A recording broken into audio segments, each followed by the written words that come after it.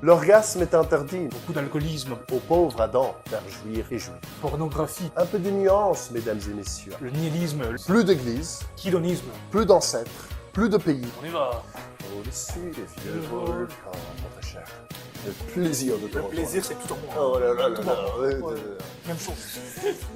Donc, terminé. Mesdames et messieurs, bienvenue pour un autre épisode du Vendredi Salon. Imaginez-vous un monde où l'État contrôle vos moindres faits et gestes. Un monde où penser n'est même plus d'actualité et même pourrait être considéré comme étant un crime.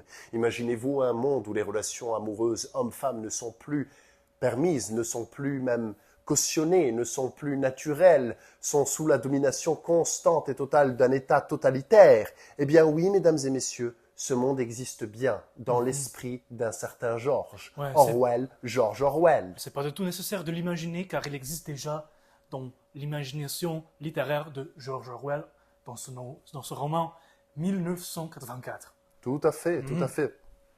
L'histoire de ce roman est peu probable, mais surtout, ça pourrait être un avertissement. Nous pourrions considérer cela comme étant un avertissement. Une histoire anticipatoire, une histoire des temps à venir.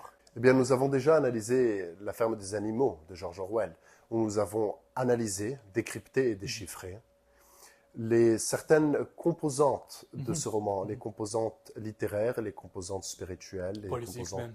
politiques, éthiques, etc., etc.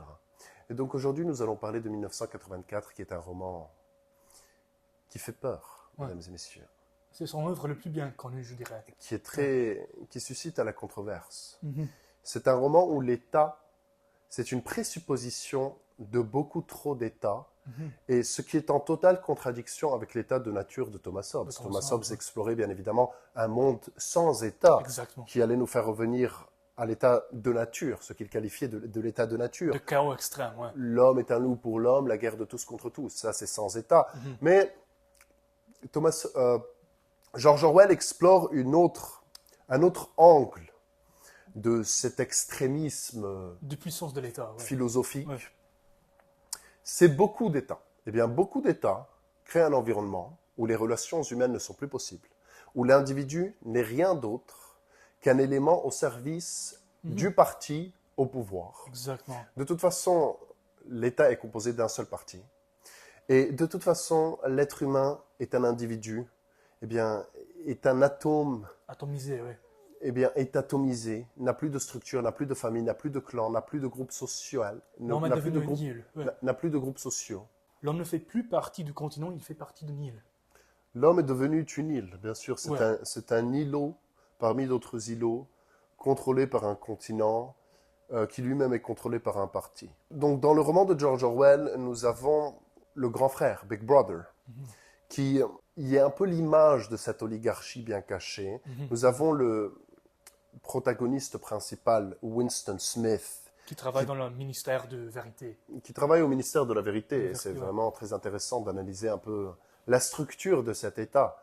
Eh bien, tout d'abord, sous un point de vue international, nous avons l'Océanie, nous avons l'Eurasie et l'Estasie. Eh bien, c'est un monde tripolaire. Nous avons trois grosses puissances. Super-États. Tout à fait, ce sont des super-États. Et c'est après, eh bien, un gros cataclysme nucléaire qui a laissé les individus complètement laissés à eux-mêmes. Et de par le fait qu'ils recherchaient un certain confort, une certaine sécurité, eh bien, ils ont décidé de laisser leur liberté aux mains du parti. Exactement. La sécurité est devenue une valeur plus élevée que la liberté. Tout à fait. Tout à fait. Ça veut dire que les hommes sont prêts à laisser tomber leur liberté au nom de sécurité. Au nom de la sécurité, complètement. Et nous avons vu dans le roman que les relations internationales sont tripolaires. Nous avons trois grandes superpuissances et chacune a une idéologie bien commune. Eh bien, chacune a une idéologie spécifique. Nous avons en Océanie l'Ingsoc, nous avons en Eurasie Le néo-bolchevisme. le néo-bolchevisme et nous avons en Est-Asie le culte de la mort, comme on l'appelle. Et donc, ça fait référence à, nous pourrions dire, certaines eh bien, ça fait référence à certains penchants de l'histoire, on les interprète comme on veut, mais le point dit, c'est Orwell dépeint un avenir vraiment sombre pour l'humanité, c'est-à-dire, il a écrit ce livre pendant à la fin de la seconde, Ouais. il a écrit ce livre à la fin de la Seconde Guerre mondiale, n'est-ce pas? Donc, il était le témoin de L'échec du fascisme. Et puis la concurrence entre le communisme et le libéralisme. Tout à fait. Donc, et surtout, il a été le témoin de l'utilisation des armes nucléaires, Hiroshima et Nagasaki. bien sûr. Donc, de par ce fait, il a vu que le monde n'était plus divisé qu'entre idéologies. Donc, il n'y avait plus de valeurs sacrées au nom desquelles se battre. C'est pour cela que dans le roman, il dépeint le protagoniste principal, Winston, qui rentre dans un magasin antique et qui regarde la photo d'une église. Et il demande au monsieur, mais qu'est-ce que c'est que ça? Et il lui dit, c'est un bâtiment ancien, ça s'appelait une église. Eh bien, de par ce fait, vu les églises avaient disparu, il n'y avait plus de sacré, il n'y avait plus de notion de sacré, c'est l'idéologie qui prime. Exactement. On pourrait même dire que l'idéologie est devenue la religion. Car l'Église n'existe plus, l'idéologie l'a remplacée. Tout à Et fait. c'est une technique classique et même commune entre les États communistes et les États fascistes. Tout à fait. C'est une technique totalitaire pour consolider la puissance de l'État. Tout à fait. Eh bien, ils détruisent toute notion du sacré parce que, comme l'aurait dit René Guénon, il n'y a plus de sacré mais que du profane. C'est-à-dire, il n'y a que ce qui est réduit à l'homme. C'est encore une des conséquences de l'humanisme, de la Renaissance. Et nous pouvons voir et analyser que quand il n'y a plus cette notion de Dieu, cette notion de ce qui est sacré, ce qui est divin, eh bien, l'histoire qui est cyclique, qu'est-ce que l'histoire après tout? L'histoire, c'est l'évolution de la matière par rapport au temps, mais qui évolue autour Exactement. d'un centre qui ne change pas, qui est interchangeable, qui est une vérité. Eh bien, si nous enlevons le centre d'une roue, la roue ne roule plus. C'est pour cela que nous allons analyser plus tard les conséquences de la Révolution française avec l'œuvre de Edmund Burke. bien Edmund sûr. Burke, tout à fait. Et nous allons un peu parler de ça et de la monarchie française et des conséquences de la Révolution française selon Edmund Burke. Mais ce sera pour plus tard. Donc, Nikita, comment est constituée la société au sein de Océania? Alors on commence avec les proles, ce qui est une abréviation pour prolétariat. Les prolétaires. Les prolétariats, ouais, c'est la masse de la peuple, c'est le grand public. Ouais. Et puis il y a the outer party, Yes. le parti extérieur. On pourrait dire que ce sont des porte-paroles de l'idéologie. Eh bien, ce sont des fonctionnaires d'État. Exactement, des bureaucrates, on pourrait même dire. Et puis il y a le inner party, le parti intérieur, ce qui ressemble beaucoup à une oligarchie communiste. Tout à fait. Bien, l'oligarchie communiste était elle-même capitaliste. Hein. Ah, exactement. C'était de grands propriétaires. Capitalisme italiens. pour nous et puis communisme pour vous. Tout à fait. Oui. Donc, donc la société était composée de 3 strates, de 3 castes. Nous avions les prolétaires, les proles. Nous avions le parti externe, les bureaucrates, les fonctionnaires d'État. Et nous avions le parti interne. Eh bien, le parti interne était plus de ce qui relevait de l'ésotérisme, de ce qui ne se voyait pas, de ce qui était caché. Eh bien, le parti externe était plus exotérique. C'était c'était la façade. C'était la jolie façade qu'on décorait.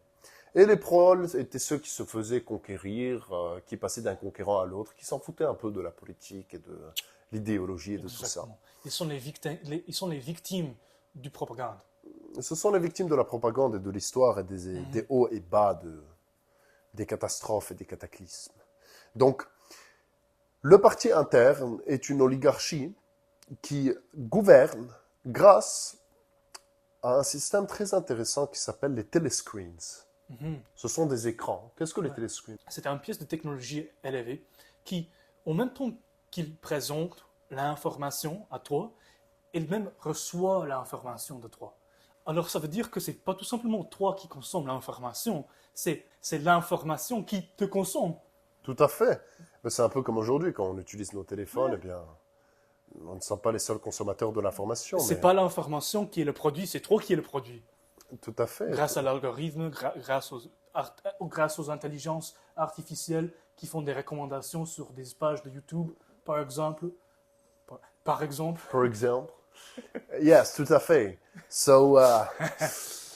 Alors de par cela, c'est très intéressant parce que George Orwell avait prédit tout ça à une époque où l'intelligence artificielle n'existait pas déjà. Ouais. Et nous pouvons voir que le protagoniste principal, Winston, après s'être fait attraper par la police de la pensée, oui, vous avez bien entendu, la police de la pensée, mesdames et messieurs, la police de la pensée vous arrêtera pour penser. Si vous pensez, si vous avez seulement la sensation ou l'élévation d'esprit d'oser émettre une certaine notion de la vie, une certaine philosophie de la vie, si vous osiez briller de votre propre lumière d'une certaine façon individualiste, quel que soit, vous serez emprisonné, mesdames et messieurs. Pas besoin de crime. Et d'ailleurs, le système judiciaire de l'Océanie n'est pas vraiment clairement défini. Bien, vous voyez, on ne sait pas trop ce qui est légal ou illégal. Vous voyez?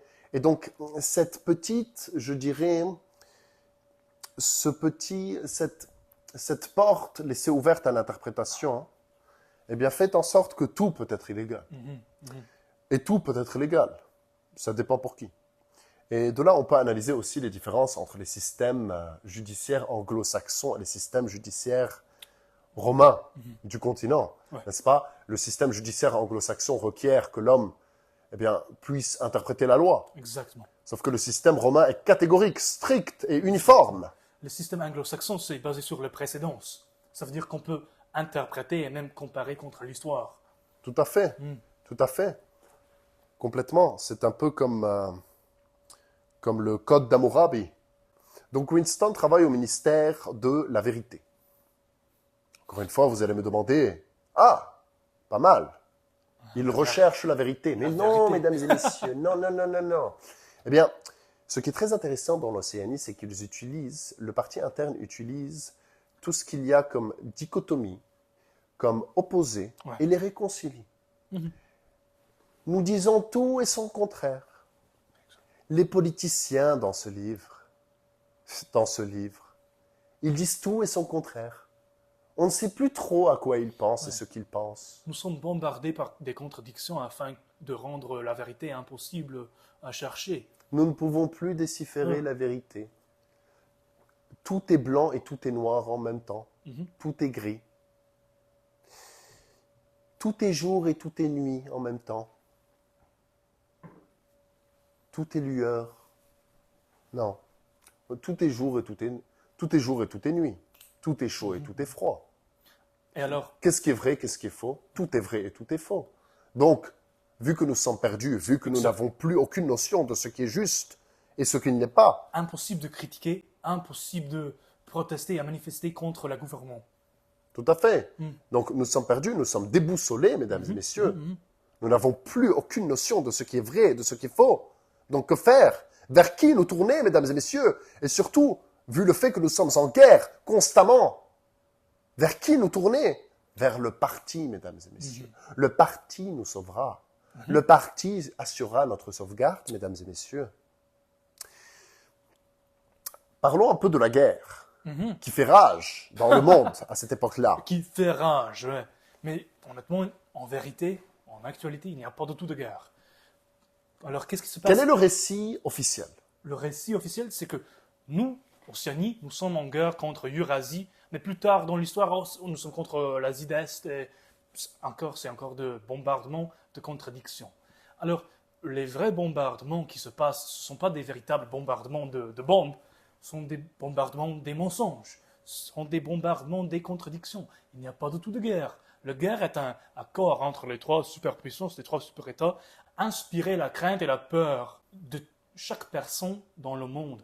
C'est un accord entre les États pour créer les conditions de paix afin de consolider la puissance de l'État. Bien, tout à fait. Si on vous fait croire qu'il y a tout le temps la guerre ou le risque de guerre, vous allez être « Oh mon Dieu !» ou plutôt « Oh, mon parti au pouvoir, sauvez-nous, dites-nous quoi faire. » Merci l'État. Bien sûr que nous allons nous enfermer chez nous.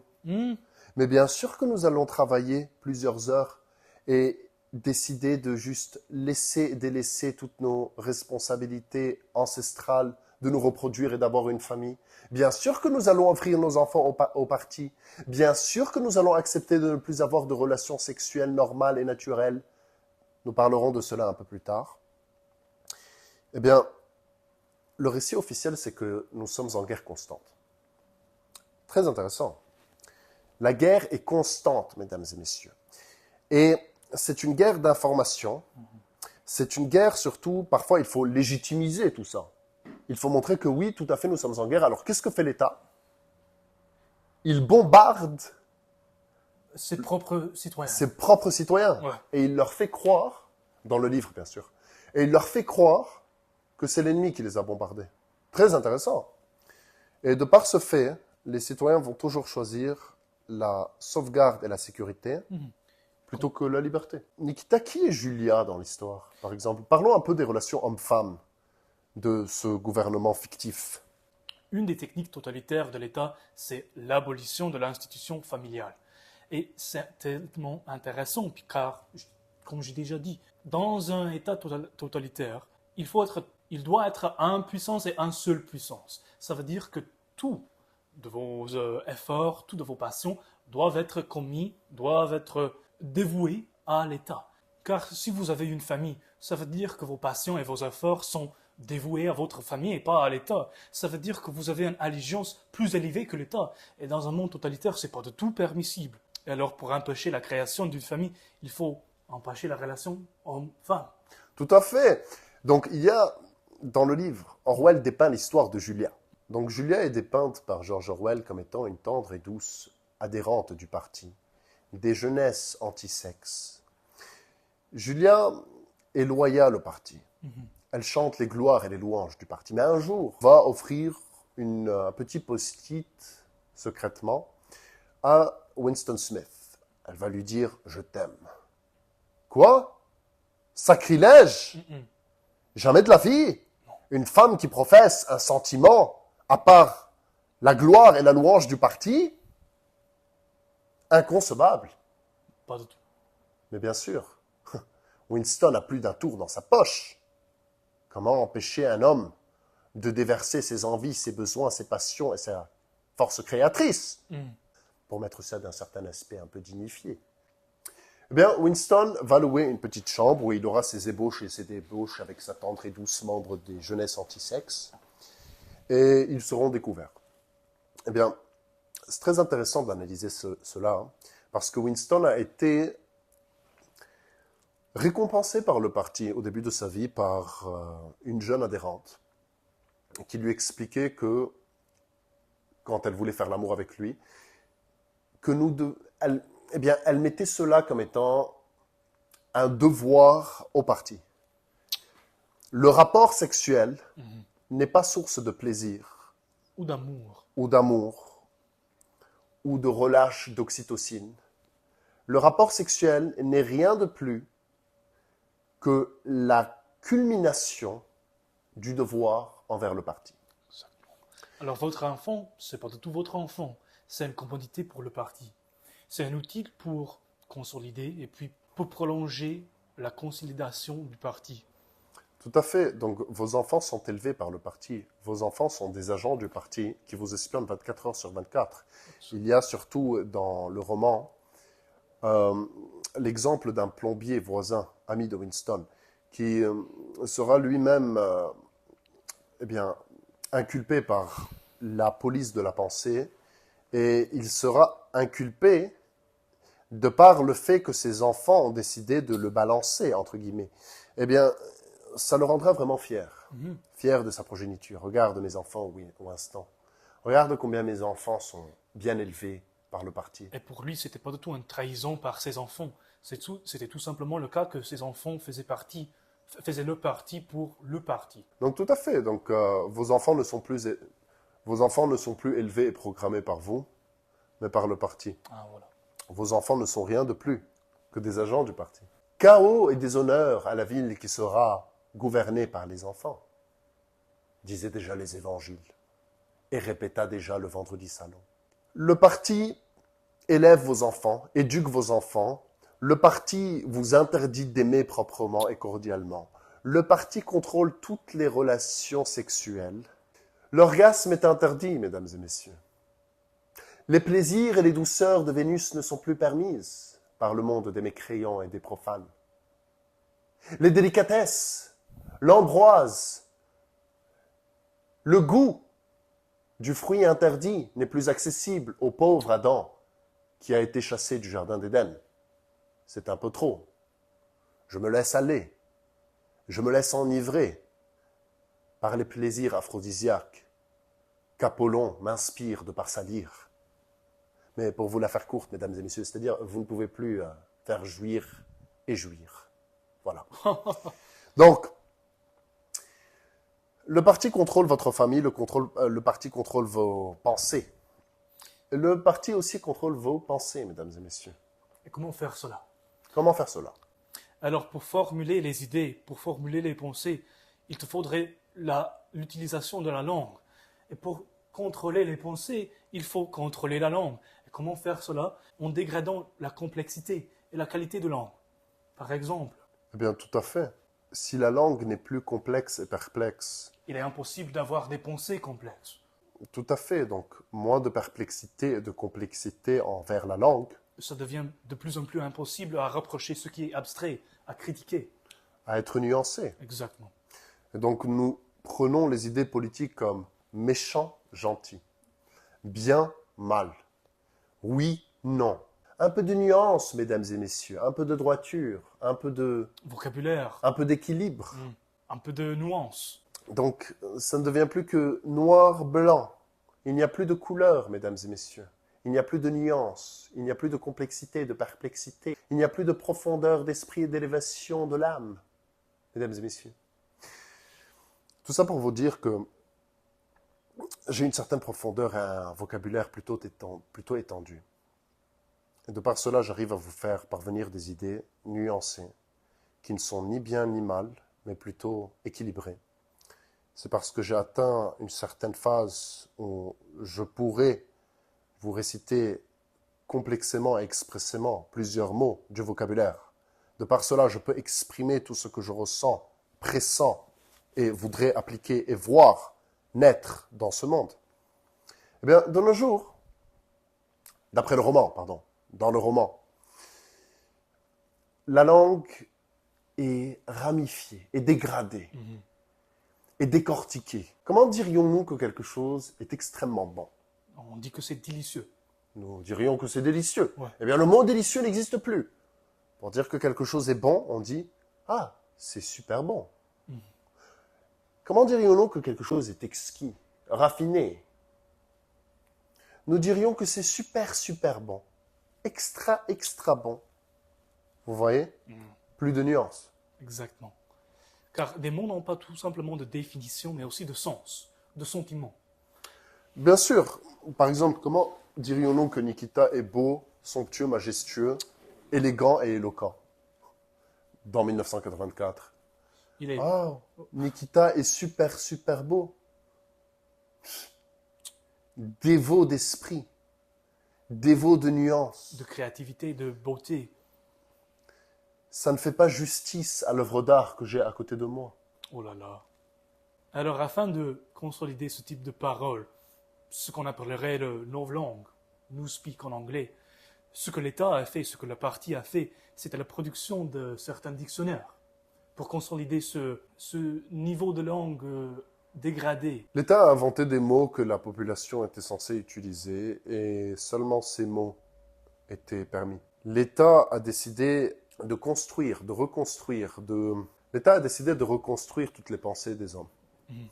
Parce que nous devons comprendre qu'après la Seconde Guerre mondiale, dans le roman, il y a eu une certaine coupure entre les générations.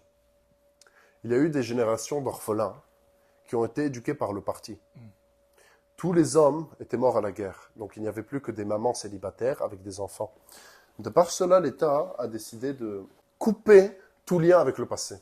Plus d'églises, plus d'ancêtres, plus de pays. La Grande-Bretagne dans le roman ne s'appelle plus la Grande-Bretagne, mais... C'est zone 57 ou quelque chose comme cela. Oui, voilà, c'est une zone qui a un numéro. Exactement. Et la légende dit que ça s'appelait la Grande-Bretagne. Mais il n'y a pas d'histoire. La raison pour laquelle l'État essaie d'effacer l'histoire, c'est afin que les peuples n'ont pas d'affinité avec le passé, avec ce qui leur inspire, pour comparer entre les qualités de vie passées et les qualités de vie modernes. Ils réduisent les outils avec lesquels on peut critiquer l'État. Tout à fait, tout à fait. On peut critiquer et remettre en question l'État avec des mots. Et ou avec sa passé. Ou avec son passé, nous pouvons prendre un certain point dans l'histoire et dire « avant, c'était mieux Mm. ». Bien, nous savons, nous nous souvenons comment c'était avant. Donc, vous n'avez pas fait un bon travail. Aujourd'hui, si je gère une compagnie, n'est-ce pas? Si j'ai la compagnie et la compagnie est en train d'être performante à un certain niveau, après 10 ans, le niveau de performance a complètement baissé. Mes employés, vu qu'ils connaissent les antécédents des chiffres d'affaires de la compagnie, vont décider que la compagnie doit se passer de moi. Mais, si j'ai cette même compagnie et j'efface tous les documents qui prouvent qu'on faisait de meilleurs chiffres d'affaires, je peux réécrire l'histoire.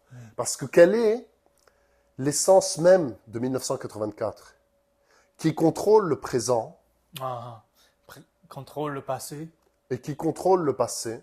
contrôle le futur. Voilà, Mm. voilà, tout simplement. Donc celui qui contrôle le récit national, ce qu'on pourrait appeler le récit national, est celui qui donne et qui légitimise sa prise de pouvoir, Exactement. qui justifie les positions, les hiérarchies de l'État.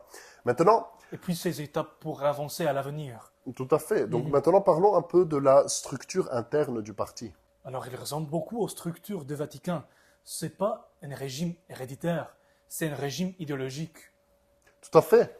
Tout à fait. Donc pour préserver, d'après O'Brien, un fonctionnaire d'État qui était aussi chef de la police de la pensée, eh bien, il expliquait tout simplement que pour pouvoir perdurer et durer dans le temps, le parti interne devait se structurer de façon à ce que rien ne soit héréditaire, mais plutôt idéologique.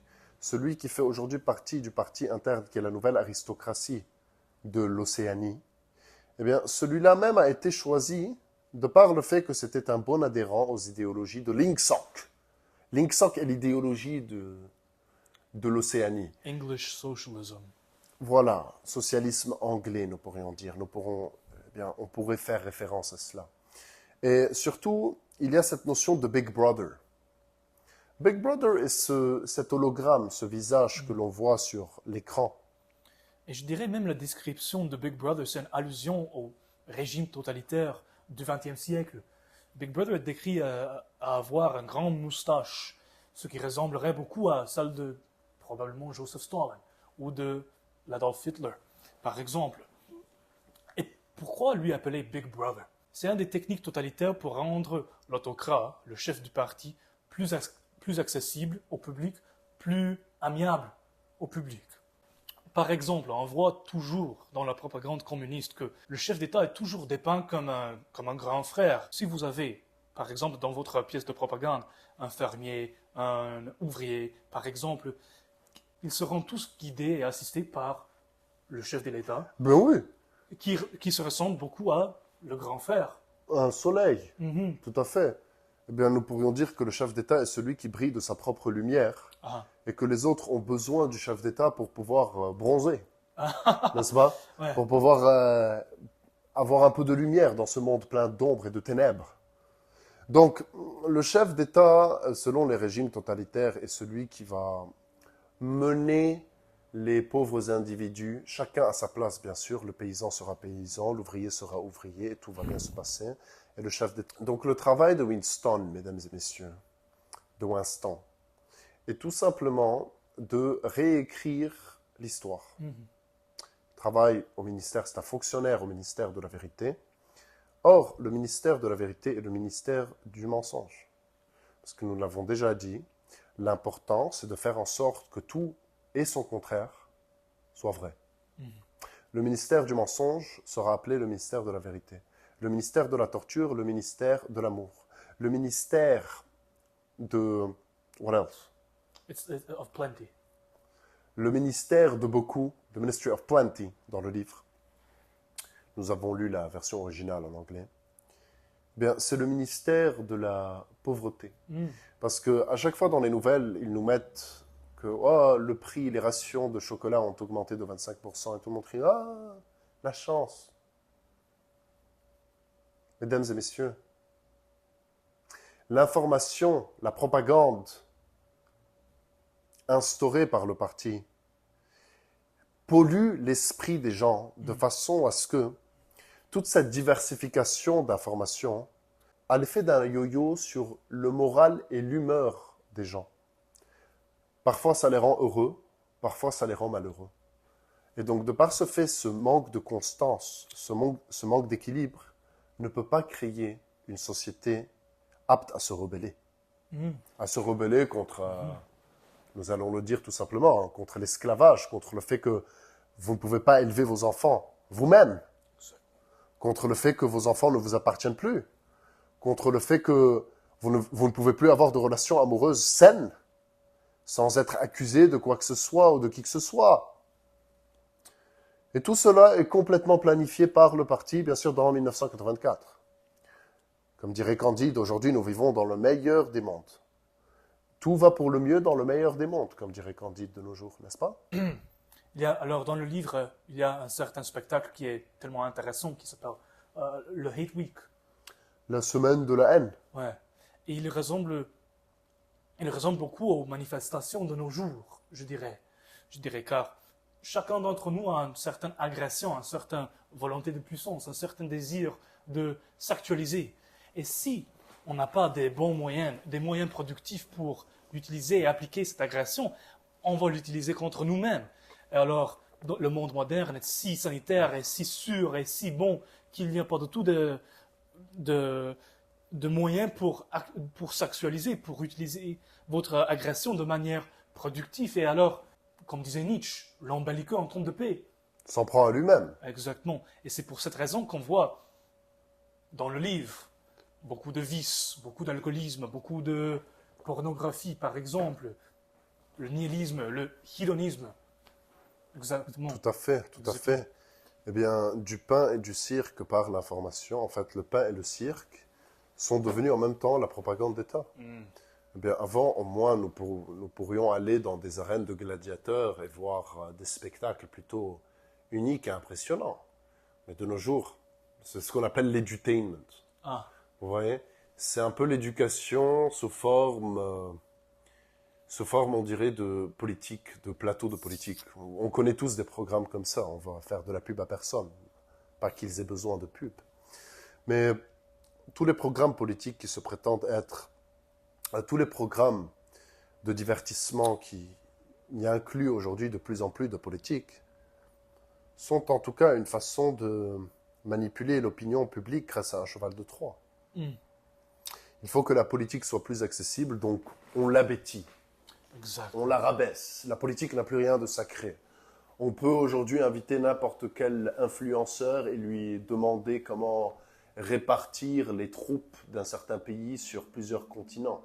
On peut aujourd'hui inviter n'importe quel TikToker et lui demander quelle serait la meilleure stratégie par rapport aux relations internationales. Où vit-on, mesdames et messieurs? Où vit-on? Eh bien, nous parlons de 1984, bien sûr. Nous vivons en Océanie. Alors, le monde médiatique de nos jours, le monde médiatique de 1984, c'est un monde où un clown pourrait même faire un entretien avec un président. Bien sûr, bien sûr. De toute façon, qu'est-ce que Triboulet, à part l'idiot utile du roi? Triboulet était bien sûr le clown, le bouffon de François Ier. C'était le Monsieur Tartuffe. Oui, tout à fait. C'était le Tartuffe de François Ier. Triboulet, bien sûr, était le bouffon de François Ier. Donc, un jour, il frappa les fesses du roi.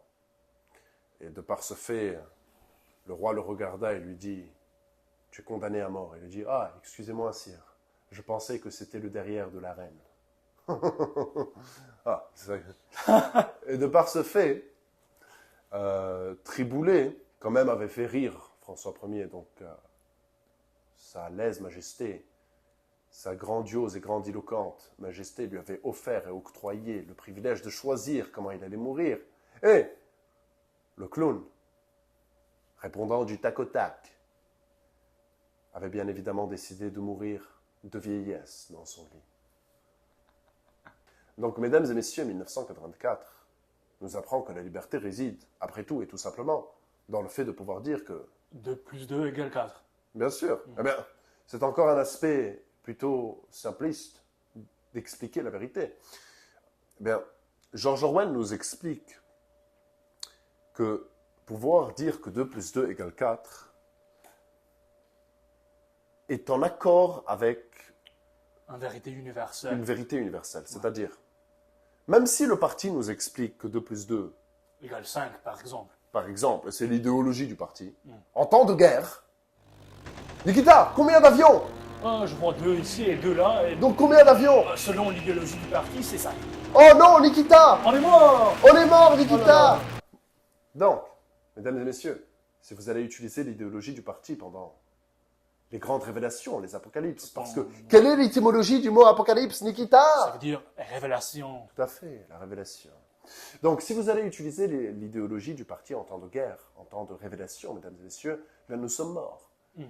Par contre, si vous allez utiliser l'ordre des choses naturelles, Nikita, combien d'avions? Alors il y a 2 ici et 2 là. et C'est-à-dire, 4. ah, nous sommes sauvés, Nikita! Top là! Salon! Yalla! Voilà. Alors ça veut dire que dans les temps de décadence, il est permis d'appliquer de l'idéologie. Mais dans les temps de nécessité, où on fait face à la guerre, il faut faire face à la vérité. Tout à fait, il faut user de la vérité en Ouais. temps de guerre, mesdames et messieurs. Et Orwell nous explique, dans un passage vraiment très révélateur, que la guerre préserve la sanité. La guerre préserve la bonne santé des individus de l'État. Parce que 2 plus 2 égale 4 dans la guerre. Sinon, t'es mort. Mais- Voilà. 40 ans de guerre, mesdames et messieurs, 2 plus 2 égale 4, ou sinon vous êtes mort. Voilà. Donc, tant que l'aristocratie, d'après George Orwell, était claire sur le fait qu'elle pouvait soit gagner, soit perdre, la population ne pouvait pas être abêtie complètement. Parce que la guerre est constante. Il n'y a ni perdant ni gagnant. L'élite peut se permettre de débêtir la population. Tout à fait, et tout à fait. Et de par cela, nous avons une aristocratie qui n'en a que faire du niveau intellectuel de sa population, ou même qui préfère rendre le vocabulaire incertain, inconstant et même dévot de toute profondeur d'esprit, de tact et de sensibilité. beauté, ouais. Voilà. Donc, il faut que les individus n'aient plus d'attache. Il faut que les individus ne soient reliés à rien ni à personne à part le parti. Donc, de par le fait que la guerre est constante, qu'il n'y a ni gagnant ni perdant, l'élite peut se permettre d'hébétir les populations. Pas besoin d'avoir une certaine populace avec une profondeur d'esprit, avec une sensibilité, avec une structure, avec un esthétisme de la forme et du langage. Non, mesdames et messieurs, il est plutôt préférable et même nécessaire d'avoir une grosse masse, enclin à avoir une allégeance non plus au clan, non plus à la famille ou à quelque structure, en dehors de celle Mais tout simplement à l'État. du parti et de l'État. Exactement. Alors, comme on a déjà expliqué, 1984, c'est une histoire anticipatoire. C'est une histoire des temps à venir. D'après Orwell. De près Orwell, ouais.